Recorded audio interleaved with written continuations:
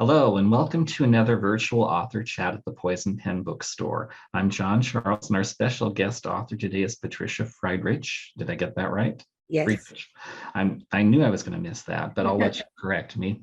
Whose new book is The Art of Always. Before we begin, I would like to let those listening in know that the Poison Pen does have copies of Patricia's new book, and you can either give us a call or go online, and we would be happy to hold a copy or put one in the mail to you. Now I'd like to welcome Patricia. Thank you so much. It's always such a wonderful thing to be able to talk to you. Well, thank you. Let's start by having you tell us a little bit about yourself apart from being a writer. Okay, so I am a fan of languages in general, and I made a career out of it. I'm a linguist. I am a professor of social linguistics at Arizona State, but I also serve as senior associate dean. So that is my first entry into the world of language. But I always had a passion for, as well as writing academic work for novels. And so as I progressed in my career, that itching for writing my own stories began to intensify. And so here I am. Yes, you've written, I think, at least seven nonfiction academic books. Yeah, I think counting fiction and nonfiction right now, I am at 12, delivering one now in March. Wow. And you've contributed to a number of different scholarly journals like the Harvard Business Review. So you have that writing background to you. Let's switch gears and let's talk about your new book, The Art of Always. What can you tell those listening in about this? So this is a very personal book. It's all fiction except for the historical research that went into it.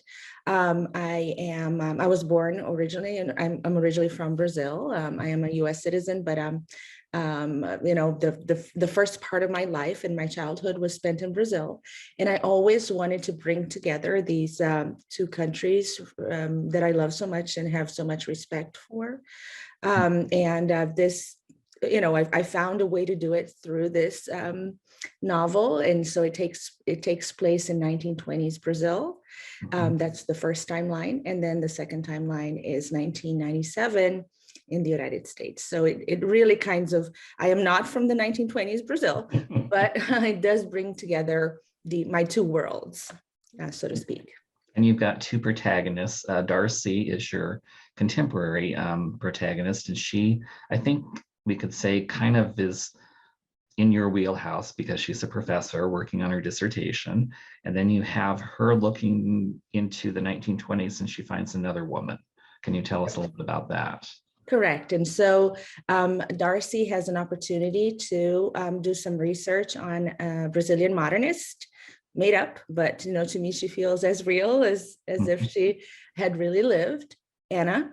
And Anna is a flapper and a modernist artist, very much in tune with what was happening, in several places around the world in the 1920s. I think the reader will be entertained to find out that a similar movement was happening in Brazil. And actually, many Brazilian artists had gone to Europe to learn how to modernist ideals and modernist art.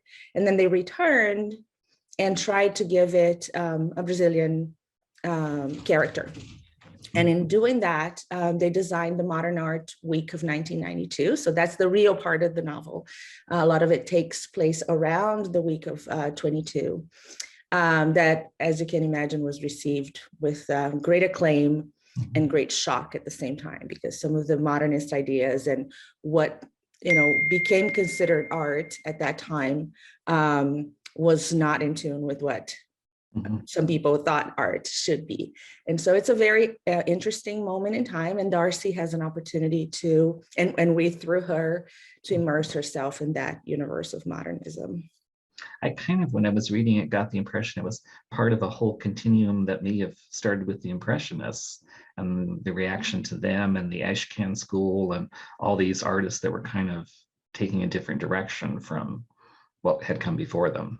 Absolutely, you are absolutely right, and then you can see how with everything that is new, there is both that excitement, but there's also the, where's this going? And I'm afraid that things are changing too fast kind of feeling. But you're absolutely right that, the Impressionists, in many ways, we started that process. And then, as it was a shockwave after shockwave when the modernists came onto the stage. And it was a complete movement of music, dance, literature, and of course, what is more featured in my story is the visual arts part of this, being that she's a visual artist, but it was a very complete movement involving many different forms of art. Was it just a coincidence that your book now was published on the 100th anniversary of the Modern Art Week, or did you try to time that a little bit? It is one of the best coincidences of my life. And so, I think as with everybody else, COVID made time very relative and, in certain places slowed things down. And so I actually thought it was going to come out last year, and it ended up coming out this year, which, like I said, when I realized what was going to happen, that it was going to be the 100th anniversary, I said, this is meant to be. And I'm so happy that this is when it comes out. Now, one of your protagonists, Darcy, is an academic professor. Did you find yourself maybe borrowing some of your own experiences in the world of academia, her relentless kind of drive to get a dissertation, that whole world where things revolved around what you published and things like that? Did you choose to actively lean into that as well? Absolutely. And even though, so again, the events and those parts of the story that she goes through is all made up. But I hope I gave it, by being an academic, I gave it an authenticity that would be difficult to give otherwise. So some of the politics of it and some of the struggles, and then this push to publish and to have something that is really original and nobody has done before. And it was interesting because when I first started crafting this story, I thought her timeline was going to be contemporary, as in, whatever year I was writing it in was going to be, even though, I'm not going to use any spoilers, but we needed a certain time distance between the timelines. Mm-hmm. But it was my eldest daughter that, reading, and who is, by the way, the most wonderful editor, one of those people that, for whom editing is just intuitive, and they change one word and everything changes. And she was the one that came to me and said, Mom, I think that you are really writing, the spirit of what you're writing is the late 90s and early 2000s. And so dating myself very seriously, that was the time when I was in grad school. And so it became clear that the kind of academic environment that I was representing was very similar to the kind of academic experience that I had when I was doing my master's and PhD. And so it clicked, and I go like, it's perfect. And it works very well with the distance between the two timelines. Let's go to 1997. And it was again, I cannot thank her enough for thinking of that. And it allowed me to, again, reintroduce some historical research even into the contemporary timeline. I was finding myself, because she does some internet research, right? And we didn't have Google or the engines that we have now. So I found myself going back to pages that have archived Yahoo to see what would have been possible for her to find out in her academic research beyond microfiche, what she would have been able to find at the time. Or, all of a sudden, if she had, I was like, at the time, was it a VHS tape? Were we using DVDs already? No, it was the VHS. And so it was interesting because some historical research went into the contemporary timeline too, given that distance that we have from present time and how much technology has advanced in this period. I thought it was fascinating. Let's talk a little bit about your research methods, because the book really, I discovered a lot about Brazil. I didn't know much to begin with, but I had no idea that there was like this huge immigration from the US to Brazil in the 19th century, that there was actually, it was a town called Americana. Mm-hmm. Yes, and now it is a very successful textile hub. But it was, Brazil has the very sad distinction of having been the last country in the Americas to abolish slavery.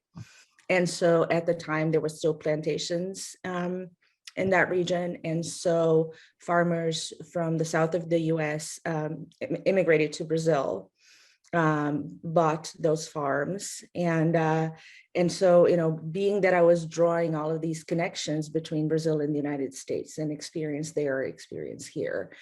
And one of my main characters goes back and forth. I thought it was interesting to narrate and to educate, the readers on something that, like you said, very few people know about this aspect of history. It was possibly one of the hardest parts for me to write, because I wanted, it is fiction and I have to be within my characters and within, the time in which they lived. But I also wanted to say this was not okay, that in that period in time, in Brazil, slaves still existed. And so I think I went back and forth in that section a lot to make sure that, I conveyed that, the difference between being the character and being the author and being the narrator, all of them were not okay with this. And so I hope that came through, but it's still in a way that was within the story, not, not all of a sudden the author intervening and going, this is not okay, but I hope it came through. Yeah, it did. It was fascinating look at Brazil.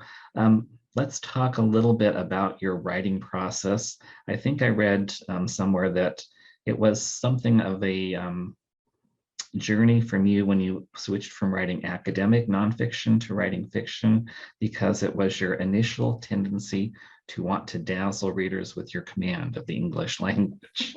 Can you talk a little bit about that process? Absolutely. I think it came from two places, both my academic membership and the fact that I am a user of English as a second language, right? And so even though I've been using it all my life, and I feel a lot more comfortable writing in English than in Portuguese, even though I adore Portuguese language, I feel much more at home writing, especially long texts in English.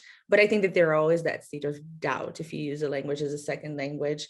Am I doing well enough? And so I went all in with, I'm going to dazzle everybody with my vocabulary. I'm going to have these complex sentence structures and all that. And of course, we all have had the experience, and with the best writers, the words literally disappear from the page, right? You don't even realize that there are words there. And one of the things that actually can stop the flow of your reading and making the words disappearing and just getting the images and being completely immersed in the story is if there are words that are so uncommon or structures that are so complex that you have to stop and go back and stop and go back again. Right now you realize it's words, right? And so it was really a learning curve in that sense. I still try to have grammar that is accurate. And this is a strange thing for me to say because I'm a descriptive linguist. And so I'm in the world, in my day job, I'm in the world to observe how people use language, not to judge them for how they use language. And that's still a principle that I am very committed to.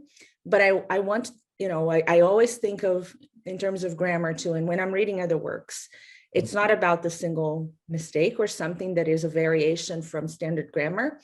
It is when it interferes with intelligibility. And so again, it being too formal and too complicated can interfere with intelligibility, but it also having a structure that is not very accurate can interfere with intelligibility. And so the best place, I think, for somebody to dwell in is to be, elegant, but simple enough that it is intelligible, and then not contain too many mistakes that are distracting, where people have to go back and second guess the meaning of a sentence or of a paragraph. So that was my intense learning curve. And I think for some people that's just intuitive. All of us as writers know, and doesn't mean that we haven't, we should just avoid the rest, but we know what areas come more naturally, to us. For some people, is writing incredible action scenes and for other people or other things. I think I'm good at embedding descriptions. I'm good at the historical research, and sometimes creating beautiful phrases that are now a lot simpler. The rest is hard work, like it is for everybody. I think, yeah, you had mentioned somewhere else that normally, I think as a writer, you tend to know what you want to write, and then you sit down and it just happens. But that in one instance, or perhaps more, that you encountered a character or characters who didn't want to reveal themselves to you right away. You called it your marshmallow experiment. Right, exactly. Yeah, sometimes I think I called it in one interview, the character who wants me to wait. It's something like, they want me to wait, and the reason for the marshmallow experience, that this was a psychological experiment with children. It was supposed to be a predictor in the 70s, I believe, a predictor of ability to strategize in the future in your profession and so on. So the researcher who was working with the children would say, here's one marshmallow for you. If you can wait until I come back, and they would just leave the room for 2 minutes. If you can wait until I come back to eat the marshmallow, don't eat while I'm gone. When I come back, I'll give you a second marshmallow and you get to eat 2 marshmallows. And so they observed, who were the children that waited and who are the children that immediately, the moment he left the room, ate the marshmallow. And so, and they use this as a predictor of this ability in adulthood of, waiting, if something requires waiting. And sometimes as writers, I think we have to wait for the characters to reveal themselves if we want them to be truly authentic. And same thing, I think I've actually heard Stephen King talk about this, that stories are like fossils, and your job is that of an archaeologist. And so you just go with your little brush and you start, revealing the parts of the fossil, but they already exist in the world. You cannot force it. And sometimes if you try too hard to plot it, you might end up with an ending that is just not compatible with how everything else developed. So you really need to wait until the characters tell you where they want to go and what's intuitive given their universe and the choices. Ultimately, I think writing novels is about respecting the choices characters make. So they are in this situation, what decision are they going to make? And so that takes them into a path that is different than if they had taken the other decision. So we sit and wait.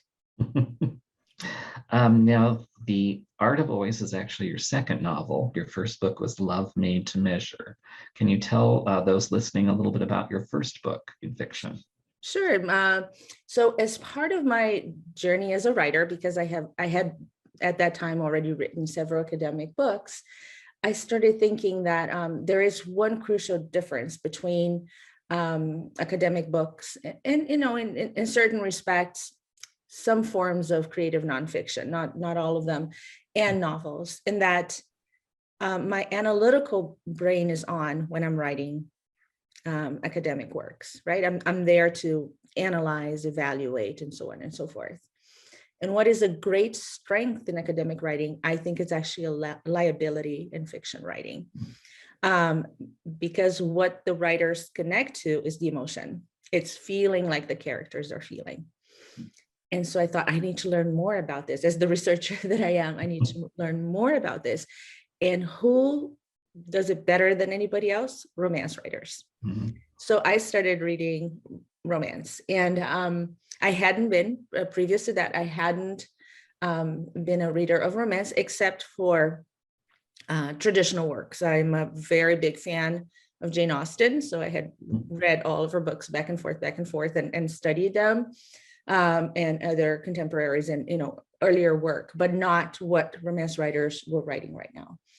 And indeed, they are great at that, right? And they're great at that emotional connection. And so I started to study that, and at a certain point said, I want to try this. And so A Love Made to Measure came into existence. I wrote it as it is often historically a tradition in romance, I wrote it under the pseudonym Eliza Emmett. And it was just so much fun to do. And I think one of the most fun things was when a reviewer wrote in her review, "This reminds me of Jane Austen." And I go like, yes,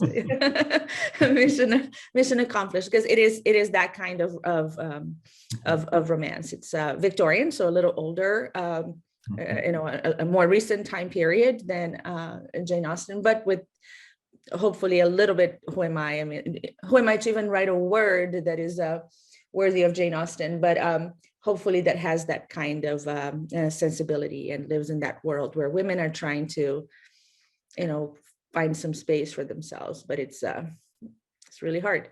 And so it's the story of a tailoress who falls in love with a nobleman, an aristocrat, and then all of the obstacles then ensue. You've been writing for quite a while now. As you look back on your career, your writing career, what is the best piece of advice you know now about writing that you would give to yourself when you were first starting out? That's a wonderful and a difficult question. I think be true to yourself. I think that there is a temptation to write for the market. And I don't think that that's possible. And what I mean by that is, it's not be completely alienated from what is popular. And what's popular and what readers would want to read.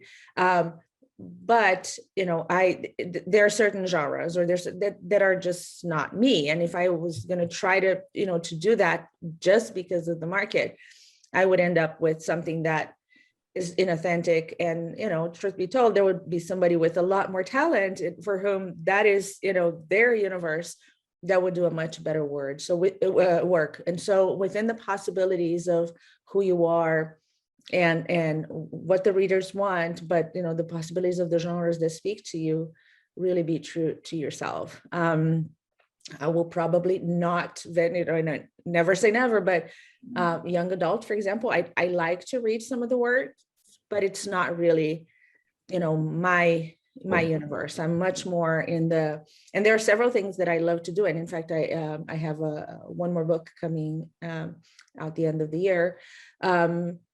There's a combination of things that appeal to me: romance, women's fiction, domestic thrillers. They all have something in common, right? They're, in my creations, they are the universe of women and, what identity means to them and their place in the world and so on and so forth. And so I can be true to that. And I think at the very beginning, I was, okay, what do people want to read? And can I do that without as much consideration for my authenticity? So I think I would say that, just stick to who you are, because it's always going to shine through anyways. That's a great answer. You said you have something coming out later in the year. Can you share, or do you want to share anything with us about what's next? Sure. It is actually very fun because it's the first novel that I wrote that has a bit of a paranormal element. It's still a dual timeline. It's called All the Parts of Your Soul. And it's a dual timeline, present time in Arizona, which is also a new thing. So that'll be fun.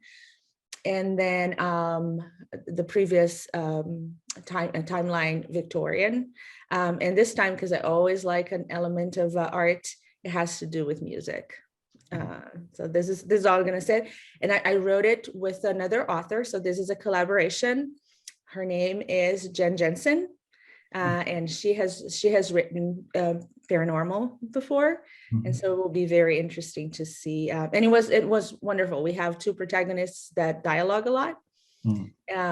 She wrote one protagonist, I wrote the other. And so it was a conversation amongst friends while we were writing those protagonists. So All the Parts of Your Soul. And it should be out close to the end of the year. And how can readers learn more about your books and you? Are you on social media at all? I am. My favorite is Instagram. You can find me on Facebook as well as Patricia Friedrich author, but on Instagram, I am patricia.friedrich.author. And if you go there, you will see I think, wonderful combinations of books and desserts. That's all I publish, many times in the same post. A lovely cake that I made, Yeah. and a book that I enjoyed reading. And so, yeah, if you follow me there, and then you get hungry, and then you have to go and make your own cake, but that's all right. Are they all Brazilian inspired desserts, or do you? Many of them are, and I have to say that my best one, the only one I can claim expertise in, is the Brazilian flan, which is like a flan, but our secret is we use a lot of condensed milk. So it's absolutely perfect. And there are actually a few photos of Brazilian flans there. It's always a big success when I take that to potlucks and parties. Other than that, I know I'm a student of of the culinary arts as well. I hope my books, I think, are still better than my cooking, but my cooking is all right. You can always eat the results with there you go. I can't believe how fast our time has flown by. We've been very fortunate to have with us Patricia as our special guest author today, whose new book is The Art of Always. I'd like to thank her for sharing some time with us, and those of you tuning in for listening to this episode of Virtual Author Chat at the Poison Pen. Thank you. Thank you so much. It's always a joy to talk to you, John. Thank you.